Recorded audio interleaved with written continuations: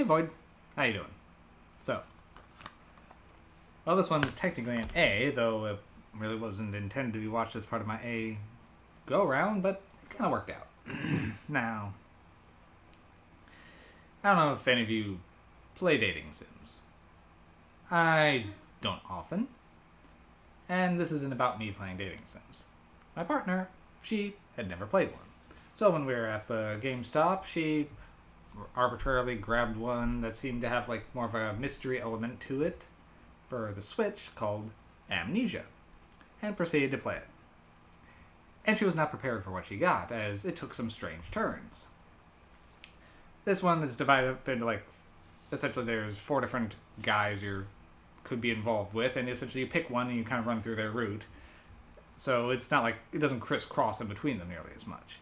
The premise of the game is you pretty much have amnesia because a spirit smacked into your head, knocked out all your memories, but then you have this kind of spirit ally.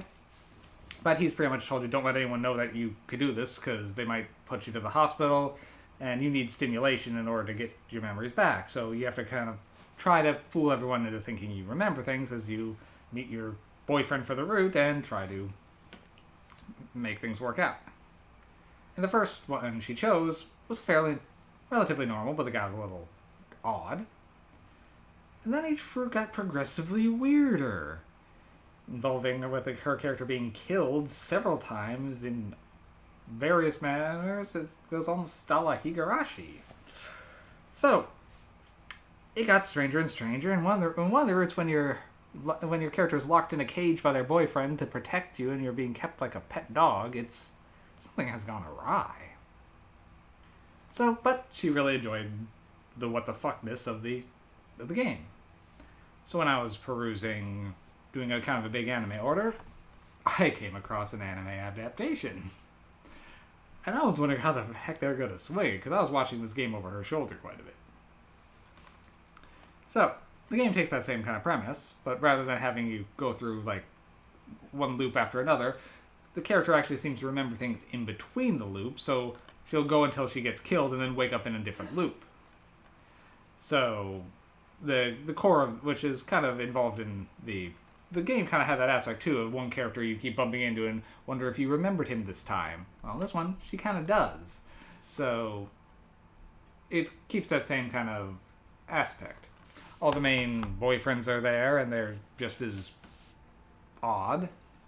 But it can be a little bit frustrating if you're a fan of the game and know kind of how the routes are go, where one will go for a little while and kind of cut out early just because, well, she stepped in front of a car. But overall, it does a good job containing a rather long and twisty game into a good 12 episodes, so it's short and concise, and it does a good job maintaining the feel of the game. I believe a lot of the voice actors reprise their roles for the anime adaptation, so it feels very on point with it. But yeah, it's if you want a good twisty romance mystery, the Amnesia actually works pretty good in either game or anime version. The music is also pretty good. The themes go really hard in this series, so I will comment on that. And despite being just a video game turned anime, the animation is actually kind of higher quality, but you kind of expect that from a map. So this one is definitely worth checking out. It's definitely, I reference Higurashi, it's not like gory or bloody like that. It's definitely more of a cutaway when fade to black and wake up in a new timeline instead of lingering on the gruesomeness that Higurashi does. This one, there's definitely some weirdness, though, that some of the time and alternate world jumping things definitely makes me think Higurashi. Alright, so Amnesia, I'll give it 6 MacGuffins. It's definitely worth checking out. Gonna keep this one short and sweet.